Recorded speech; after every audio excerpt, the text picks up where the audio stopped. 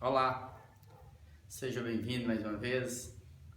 Vamos, como família, como irmãos, companheiros de jornada, vamos iniciar a leitura do capítulo 2 da carta de Paulo aos Colossenses. Eu te convido para fazer isso nesse instante com temor e tremor, agradecendo a Deus pelo dom da vida, pela graça de estarmos juntos. Vamos fazer isso?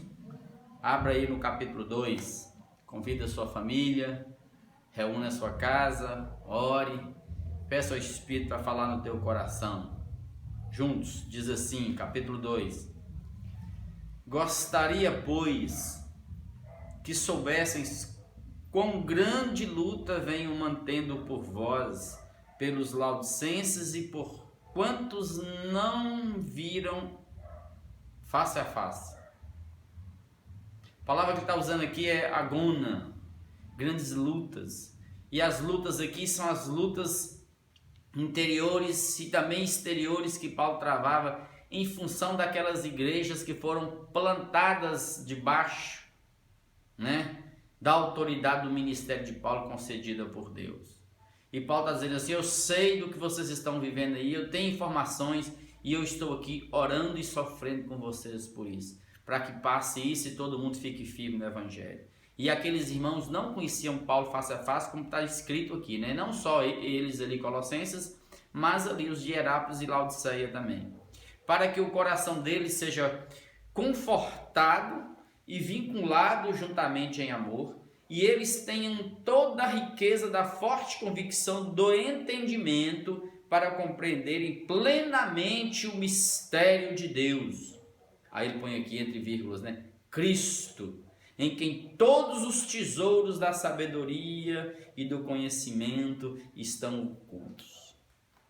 Quando Paulo usa isso aqui, esse texto, isso é premeditado, é calculado, é em oração, é com discernimento, é com visão de Deus que ele está escrevendo isso aqui. Por conta da gnose, o conhecimento que eles diziam ter, aquele grupo secreto, os iniciados, de chegar a Deus, de buscar esse conhecimento para atrair pessoas, para que eles vivam às custas desses irmãos. E Paulo está dizendo assim: não, é em Jesus que estão ocultos todos os tesouros do conhecimento de Deus. Quer ter acesso a Deus? Passe por Jesus. Não use gnosticismo, as filosofias, os rudimentos, as leis, os mecanismos deste mundo. Não se chega a Deus, é pela cruz. E diz o texto, grave isso aqui, amados. Foi esse versículo que eu coloquei aí como lema do nosso canal, mas em estudo bíblico. Em Cristo estão ocultos todos os tesouros da sabedoria e do conhecimento de Deus. Verso 4, assim digo, para que ninguém vos engane com raciocínios falazes, falas ludibriosas, sutis. Tá vendo? Falas que vêm sendo aqui emuladas pelo cão, pelo diabo, destruindo os irmãos e levando-os para fora de Cristo. Então a gente tem que ficar atento com aquilo que está surgindo por aí. Por isso que eu tenho firmado e dito a você cada vez mais: vamos ficar na palavra, em Jesus. Não vamos deixar ninguém nos enganar, porque é tanta gente espalhando certos conhecimentos por aí, que ele fala: será que procede? Não aguenta o tranco. O que permanece firme é aquilo que está em Jesus, Pois embora ausente aí de vocês quanto ao corpo fisicamente, contudo aqui em espírito, no sentir, na mesma pegada, na mesma pulsão, estou convosco, sentindo as dores de vocês, alegrando-me e verificando a vossa boa ordem e firmeza da vossa fé em Cristo Jesus. Então Paulo estava observando tudo, através de informações. E Epáfras tinha vindo visitar Paulo em Roma e trouxe todas as notícias. E Paulo está conferindo. Vamos organizar esses irmãos para que eles tenham ordem e não saiam de Jesus. Ora, como recebestes Cristo Jesus? Olha, como vocês receberam de nós, Jesus, o evangelho simples da cruz, do sangue, do perdão, da remissão, do céu, O Senhor que é Jesus, o Kyrios, assim andai nele, caminhai nele, não errem o caminho, não desvie nem para a direita e nem para a esquerda, firme nele. Nele, em Jesus, radicados, a ideia aqui é de raízes, É como se você, vamos pensar em termos de uma casa, é você colocar uma base boa, estar firme, edificados, ou seja, paredes levantadas, casa pronta e confirmados na fé. E confirmados na fé, ou seja, a casa, o edifício está pronto, agora vamos ver se está aguentando os trancos, os rojões, as tempestades, as heresias que vêm. Será que nós estamos passando por cima de tudo isso e permanecendo firmes na fé? Tal qual como fostes instruídos, crescendo em ações de graça. Então, assim como vocês receberam, cresçam aí. Vocês foram instruídos assim, sempre agradecendo a Deus por tudo, porque é dos céus que vem toda boa dádiva, inclusive a salvação através de Cristo Jesus. Então, Paulo aqui agora vai destruir mais uma parte das heresias gnósticas, quer ver? Desse gnosticismo embrionário que nascia entre eles. Cuidado, aí Paulo fala, verso 8, cuidado, tá vendo?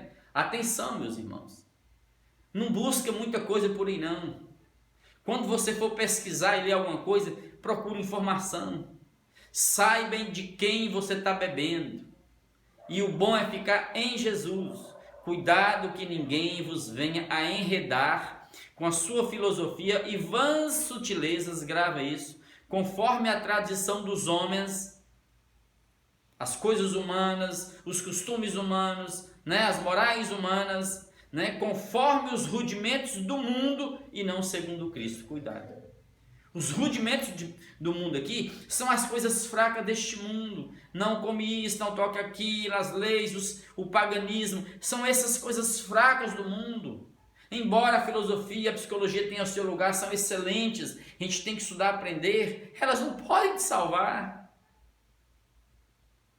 Então cuidado com esses caras que vêm, entre aspas, trazendo esse falso conhecimento de que eles é que têm a chave de acesso a Deus. Sai fora dessas coisas secretas e ocultas. Jesus é transparente para todo mundo e é livre para todo mundo.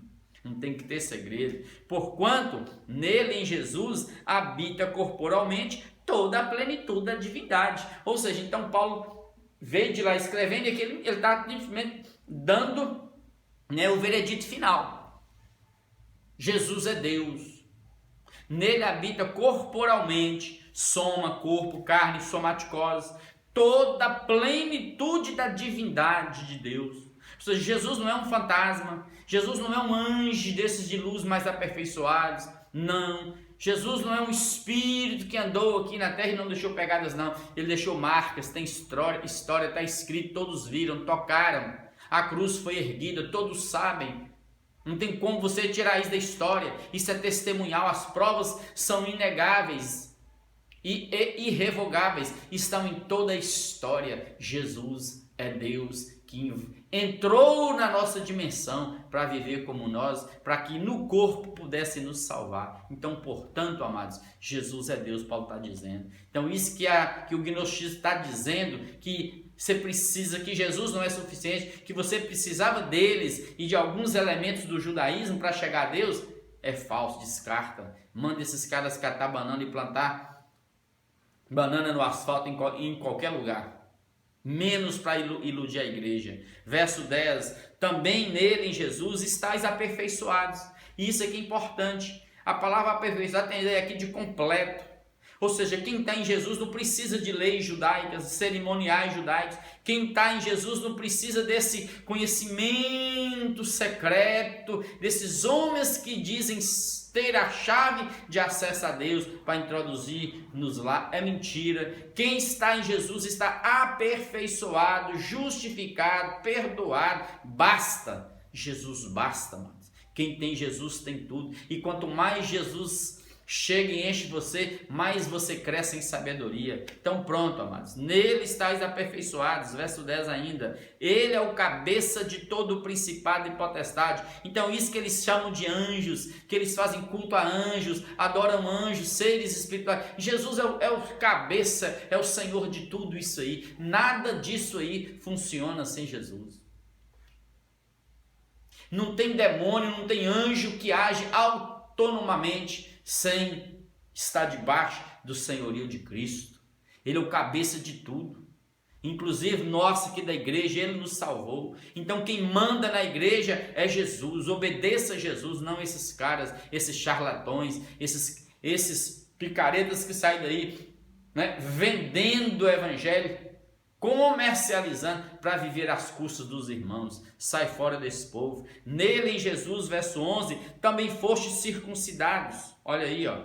Eu já fui circuncidado em Jesus. Lá no prepúcio do pênis, não por intermédio de mãos, ou seja, num corte, numa operação de fimose, mas eu fui circuncidado no despojamento do corpo da carne. Paulo está fazendo alusão aqui ao sacrifício de Jesus, ao corpo de Jesus no Calvário, sendo lacerado, rasgado pelos chicotes, pelos espinhos, pelas lanças. Ali eu fui circuncidado junto com Cristo, que é a circuncisão de Cristo verdadeira, tendo sido sepultado juntamente com ele no batismo. Ou seja, então o batismo verdadeiro é quando eu sou sepultado, eu morro com Cristo. Cristo morreu, eu estou morrendo para o mundo com ele. Não tem a ver com água. Embora o batismo na água, eles tentam mostrar que na água, o batismo na água tem um certo simbolismo e uma certa ligação com a circuncisão judaica. Sim, mas é tudo carne. Isso não reflete. Um judeu que circuncidou na carne não significa que serve a Deus. Um cara que foi batizado nas águas não significa que está servindo a Deus. O verdadeiro batismo é aquele que está em Cristo sepultado para este mundo e já ressuscitou em novidade de vida, como diz o texto, ó. No qual igualmente fostes ressuscitados mediante a fé no poder de Deus, que o ressuscitou dentre os mortos. É o final do verso 12. Então eu morri com Cristo e já ressuscitei com Cristo. E eu ressuscitei para quê? Para viver como velho homem? Não. Em novidade de vida, num novo estilo de vida, conforme o Evangelho de Jesus. Verso 13. E a nós, gentios, e a eles, os colossenses, que estáveis mortos mesmos pelo acúmulo de nossos pecados, transgressões, e pela incircuncisão da nossa carne, do nosso coração duro de pedra, sem querer Deus, fugindo de Deus, correndo de Deus, amando os prazeres deste mundo. Ele, diz o verso 13, Cristo vos deu vida, Deus nos deu vida juntamente com Cristo, perdoando todos os nossos delitos, pecados premeditados. Delitos aqui são os pecados premeditados. Jesus te perdoou os pecados essenciais em função da sua tortuosidade, aqueles que você sabe que é pecador só porque está na carne, só porque nasceu, você já sabe que é pecador. É essencial, a tortuosidade essencial de cada um. E também esses pecados que nós cometemos premeditadamente. Eu sei que eu estou pecando. Deus perdoou todos os nossos pecados, amados. Não carrega mais culpa e sentimento de culpa, não. Você errou, veio a culpa, pediu perdão, levanta e anda. Não fica choraminguando o que passou, não. Levanta e anda, vai viver. Verso 14. Tendo Jesus cancelado o escrito de dívida.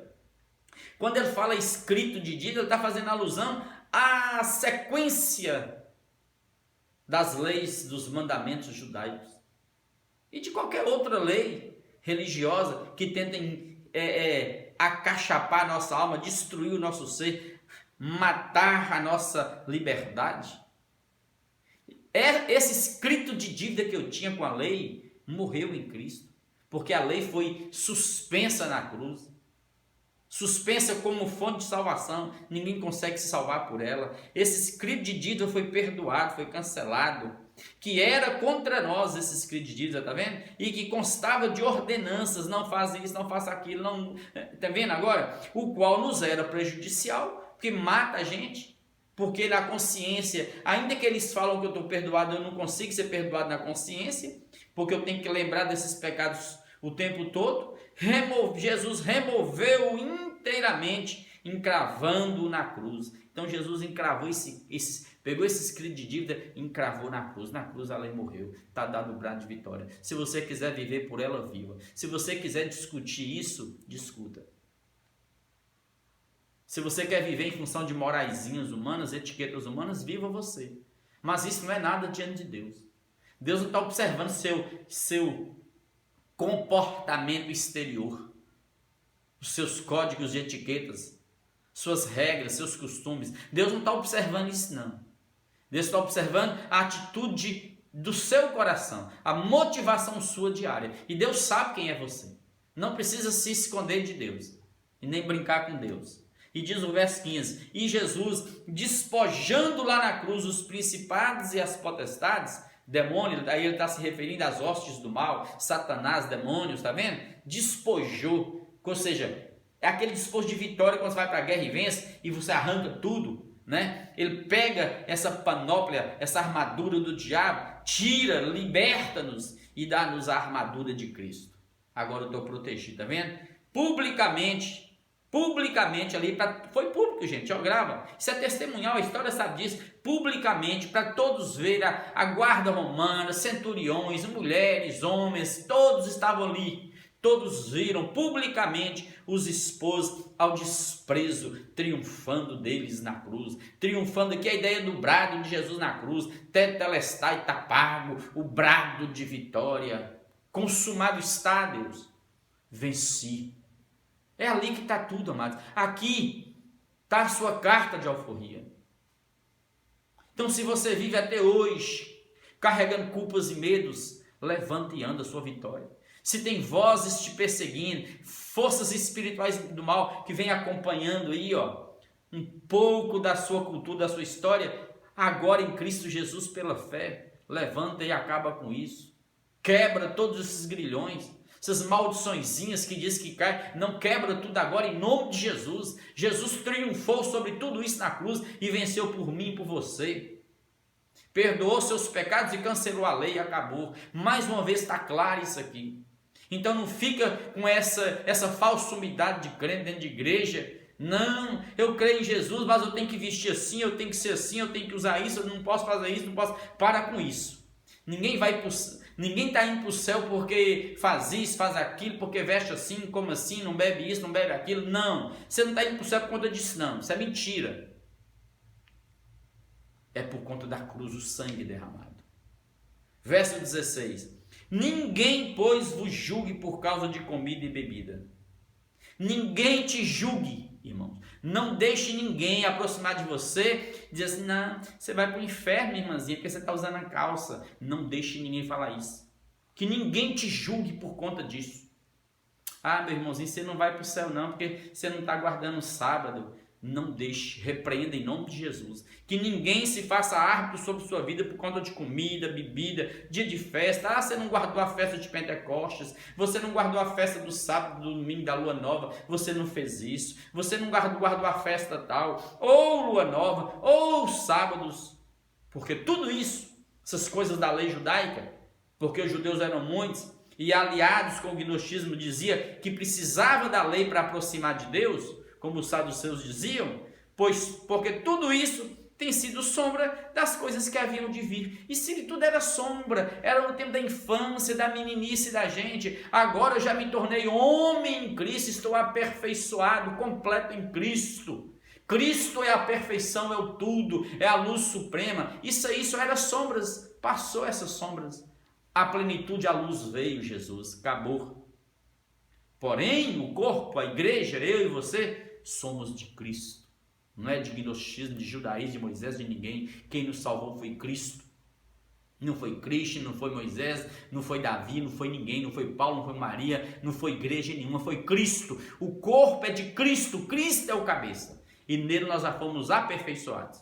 Ninguém se faça árbitro, juiz contra vós outros. Está vendo, irmão? Pretextando humildade. Não, tem que vestir assim. Aquela falsa humildade moralista, doentia e perversa, que oprime os mais fracos. E culto dos anjos. Eu adorava anjo. Quantos? Não, irmão. O anjo me falou, eu vi, olha, eu fui arrebatado. E quando eu fui arrebatado até o céu, o anjo me falou que aqui na terra as mulheres não podem cortar o cabelo, tem que deixar crescer o resto da vida. Tem gente com essas falsas revelações e visões, culto de anjos, como os gnósticos faziam, que eles falavam que eram camadas de anjos, anjos mais fracos, anjos assim, e os anjos que tinham mais acesso a Deus. Era assim que eles faziam, e enganando as pessoas com essas lisonjas, palavras dóceis, mas malignas e perversas, baseando-se em visões, enfatuado, empanturrado, cheio de arrogância, de carne, de presunção sobre o outro. Mas, diz o verso 19, e não retendo a cabeça Jesus. Tem todo um paganismo. Não, irmão, afasta um pouquinho de mim, vocês de lá, nós de cá. Não, vocês são pecadores demais. Aquela coisa do moralismo que dá a impressão de superioridade, porque ele fala bonito, ele fala como se fosse um homem de Deus, uma mulher de Deus, mas não retém Jesus, não tem evangelho, não tem vida, da qual autoridade cabeça Jesus, todo o corpo igreja, suprido e bem vinculado, suprido pelo evangelho, pelo alimento do evangelho, e vinculado aqui a juntas, articulações, está vendo? Uns ligados nos outros, juntas e ligamentos, cresce o crescimento que procede de Deus e não dos homens. Então, verso 20, se morrestes com Cristo para os rudimentos do mundo, se eu já morri com Cristo para essas coisas da religião, da lei, não toque isso, não come isso, aí Paulo vai perguntar, por que, como se vivesseis no mundo, vos sujeitais a ordenanças, não manuseis isto, não proves aquilo, não toques aquilo outro, segundo os preceitos e doutrinas dos homens? Pois essas coisas, ele está dizendo, todas essas coisas, com o tempo, com o uso, se destrói. Roupa, vestes, passa. Não se submeta a julgamento de ninguém. Siga em Deus, porque comida, essas coisas, passa com o tempo. Jesus permanece. Tais coisas com efeito, veste assim, fale assim, ande assim, não ande de bicicleta, não anda de moto, corre assim, não faz isso, não faz aquilo, não beba isso, não beba aquilo, guarda o sábado, guarda o domingo, essas leis, esses rudimentos, essas filosofias que vêm do mundo, essas hipnoses que estão surgindo, essas tranqueiradas, tudo está surgindo dentro das religiões, esse misticismo todo dentro do mundo evangélico surgindo, todas essas coisas com efeito, têm aparência de sabedoria. Só tem a aparência, o cara falou bonito, veste assim, faz assim, como culto de si mesmo, de si para si, do homem para o homem, para um sobrepor ao outro, para um dominar o outro, e também de falsa humildade, Paulo está falando, e tem também um rigor ascético, eu vou explicar isso aqui, todavia não tem valor algum contra a sensualidade, e um rigor ascético, quando Paulo fala do rigor ascético, é porque era um dos viés do gnosticismo, quando eles diziam que Deus é bom, espírito, e a carne, o mundo é má, eles, então essa carne eu posso fazer o que eu quiser. E uma das coisas que ele fazia para matar essa carne que é má, era o rigor ascético, a punição, o chicote, humilhação, como aconteceu com os monges na Idade das Trevas, ia para os mosteiros fugindo do mundo, fugindo de tudo. Tá vendo? Mas essas coisas todas que se fazem, não tem poder nenhum contra a sexualidade. Porque os pecados que mais acontece nesse mundo religioso são os pecados de natureza sexual, porque fica tudo reprimido. Tá vendo? Então, esses caras, observa o tanto de líderes que vão, porque cresce a tara, aumenta isso na vida da pessoa. Olha aí com o João de Deus, olha com o pastor tal, o tanto de crimes, de pedofilia, de abusos sexuais que nesses ambientes. É porque o cara cresce o domínio sobre o outro e nasce e emula tudo. Porque é do homem para o homem, tem aparência de sabedoria, mas não carrega Deus, não carrega evangelho. Não tem poder nenhum contra a sensualidade. Se eu cobrir todo o meu corpo aqui agora, amados, pode ser que alguém vai me desejar do mesmo jeito. Não é porque uma irmã se veste de cima e embaixo, da cabeça e pé, que um homem a olha e não a deseja. Não, amados. Chega dessas coisas em nome de Jesus. Já está provado aqui, lendo nós dois juntos. Sem Jesus não dá. Jesus basta. Agora também, amados, não entregue seu corpo à libertinagem, não. Sirva no equilíbrio do evangelho na palavra que é Jesus. Vamos orar de todo o nosso coração. Pai, tira de nós agora todo espírito de julgamento sobre o outro. Ajuda-nos nesses dias a não nos preocuparmos com a vida alheia, mas cuidarmos de nós diante de Ti. Limpa o meu coração, o coração dos Teus filhos. Livra-nos, Pai, de sermos, Pai, dominados e controlados por mentes perversas, dominadoras, de gente, Pai, que se diz ser autoridade de Deus, mas não tem nada a ver com Deus. São apenas manipuladores de almas, dominadores, conquistadores de alma, como foram muitos no passado e têm sido nesses dias. Homens que saem exigindo das ovelhinhas, Pai, o tudo delas. Tem misericórdia desses que estão destruindo as almazinhas, roubando em nome do Senhor. Leva-nos ao Evangelho e leva-nos de volta ao Evangelho, a Jesus, porque em Jesus nós temos autossuficiência, completude, vida, salvação, libertação. A cruz foi erguida sobre nós, nossas casas, nossas vidas, e nós tomamos posse nesse instante de todos os benefícios da cruz sobre as nossas vidas e nossas casas e a nossa descendência. E nesse instante nós quebramos toda a raiz, toda veia espiritual maligna que queira perpetuar em nossas famílias. Nós quebramos agora em nome de Jesus e oramos por todos que estão debaixo de jugo de escravidão, Pai. Abençoe cada irmãozinho, cada irmãzinha agora. Cura os que estão doentes, machucados, feridos. Levanta-nos no poder do Teu Espírito e faz-nos igreja do Senhor, cheios do Teu Espírito no chão dessa terra. É assim que nós oramos, Pai, e Te agradecemos por mais esse texto lido. Obrigado por tudo. Obrigado por tudo, tudo. Ajuda-nos a andarmos livremente responsáveis no chão dessa terra, cheios do Evangelho, em nome de Jesus. É assim que eu oro agradecido. Amém, amém e amém.